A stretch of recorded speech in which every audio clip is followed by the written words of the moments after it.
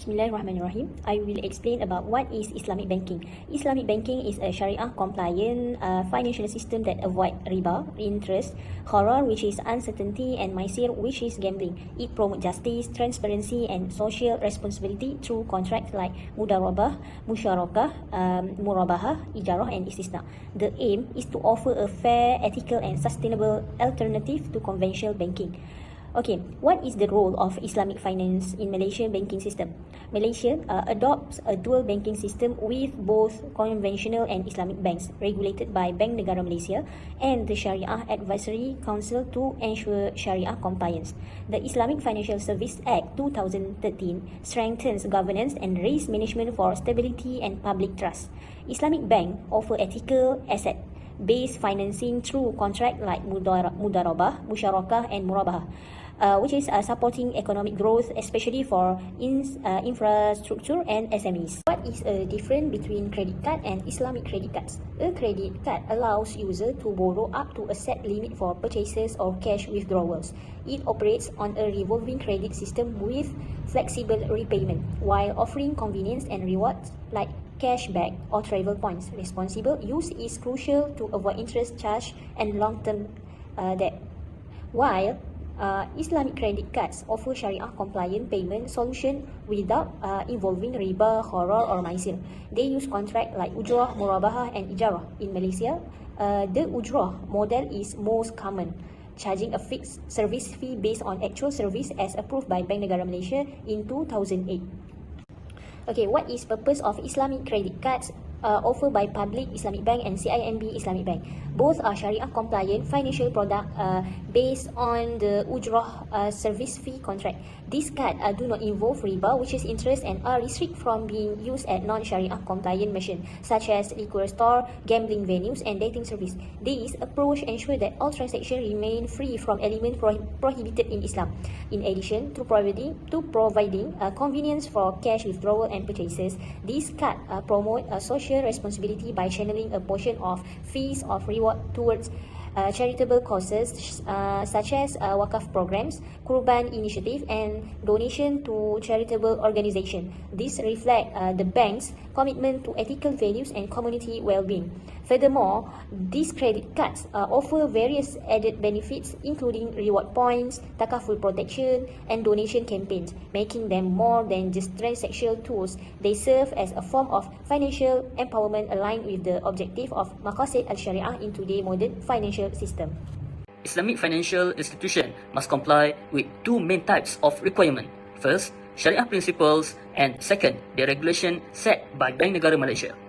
From the Sharia perspective, all operations of Islamic financial institutions must align with Islamic legal rulings based on the primary sources of Sharia, namely the Quran, Hadith, Ijma' and Qiyas. Financial products and services must be free from elements of riba, gharar, and maisir.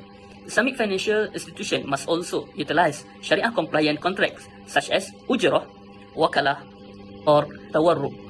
From Bank Negara Malaysia's perspective, institutions are required to comply with the policy document such as the Sharia Governance Framework, the Tawarruq Policy Document, and the Islamic Financial Services Act 2013 (IFSA).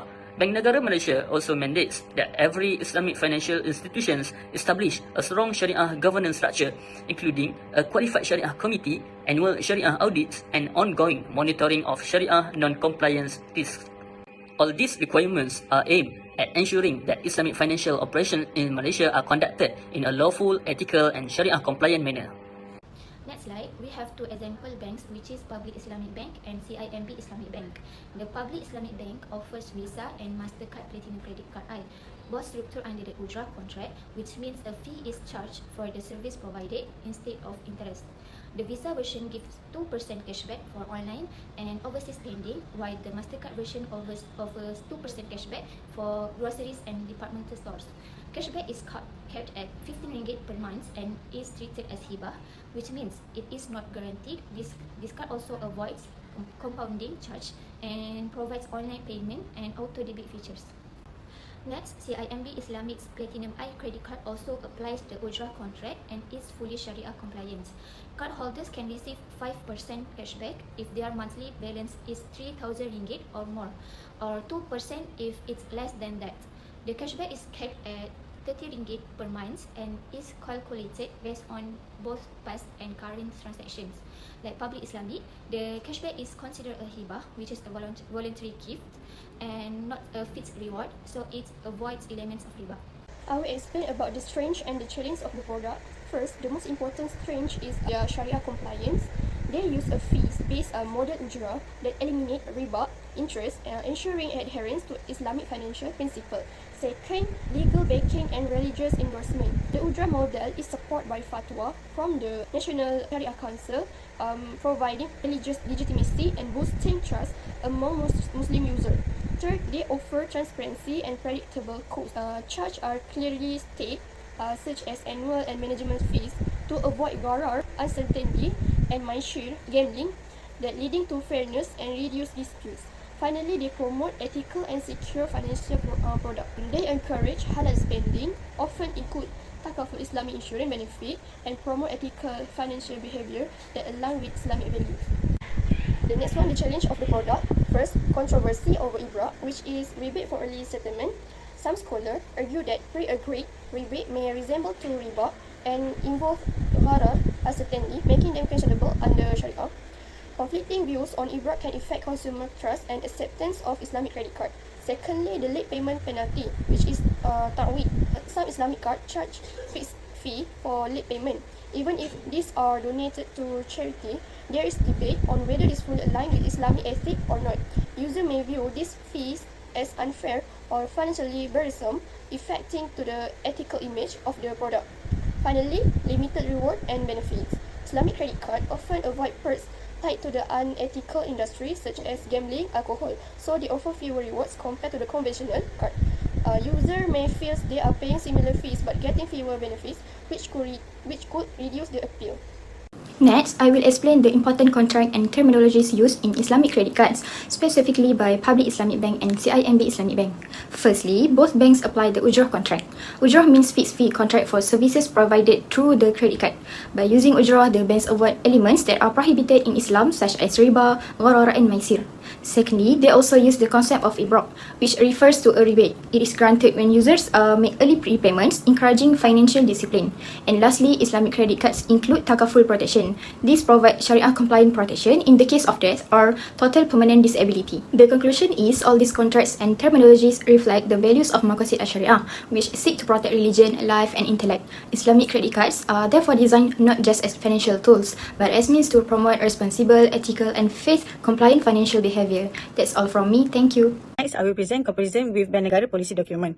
Bank Negara Policy Document serves as the guideline on credit card, the Sharia governance, and the responsible financing guideline offer a comprehensive foundations for evaluate whether Islamic credit card products adhere to Sharia principle, maintain transparency, and prioritize consumer interests. Bank Negara has outlined several key criteria to access Sharia compliant credit cards. This includes, the first one is Sharia compliance. The contract must be approved by the Sharia Advisor Council SAC. The number two, transparency of fees. All charge and profit must be disclosed clearly. The number three is profit rate must fall within Bank Negara regulate range. Number four, late payment charge must be non-competent and capped. Number five is eligibility and income requirement. This must be fair and reflect affordability. Number six is takaful protection. This one is optional, but if it's offered, must also Sharia compliance. Number seven is grace minimum of 20 days is expected. Number eight is reward and cashback must not involve element of uncurtailment or riba. Next is product comparison table. Let's now look at the side-by-side comparison between the two cards, which is Public Islamic Bank Platinum Cards and CIMB Platinum Credit Cards. The first one is Sharia concept. Both cards operate under the ujrah contracts, which is fee-based and approved by SAC. For annual fees, Public Islamic Bank offer waiver with minimum spending, while CIMB with the fee for life, making it more consumer-friendly. For profit rates, Public Islamic Bank charge between 13.5% to 70.5% PA, while CIMB offer a fixed 50%. Both comply with Bank Negara Malaysia profit rate cap. For late payment charge, both cards charge 1% of the outstanding balance, kept at RM100s, in line with Bank Negara Malaysia guidelines.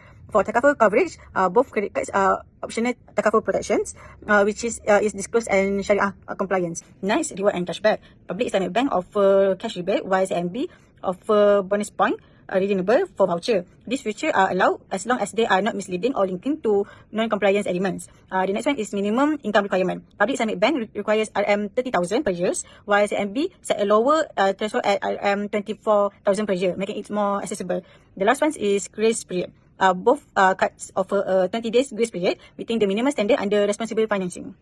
Next is potential issue of fee transparency, CMB Platinum credit cards. The CMB Platinum credit card is based on ujrah contract, a fee-based model that is generally accepted within the Islamic financing industry. Despite in Sharia-friendly foundation, there are growing concerns about the clarity of the fee structure. Some customers have reported confusion regarding the actual charge imposed, especially with handling fees and late payment charges. Under the ujrah model, every fee must be transparent and justifiable, as ambiguity or gharar is strictly prohibited in Sharia. Gharar can lead to riba, particularly if the fees are not based on actual costs.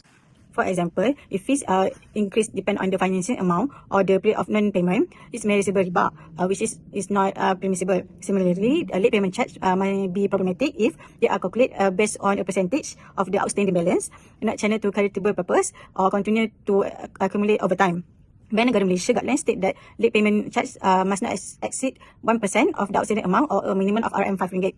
All costs must be discussed in a clear, comprehensive and non-misleading manner. Lack of transparency in ujrah charge not only violate Bank Negara Malaysia credit card guidelines, but also contradict the principle of responsibility financing. Next, constitutional issue of combining ujrah and cards for Public Islamic Bank. Now let's look at the PCC product by Public Islamic Bank, which is combine two Sharia contracts, ujrah and cards. This combination is the concept of bay wasalaf, property arrangement in Sharia. The occur when a sales and a loan are combined in one transaction or in linked contracts, where one become conditional upon the others.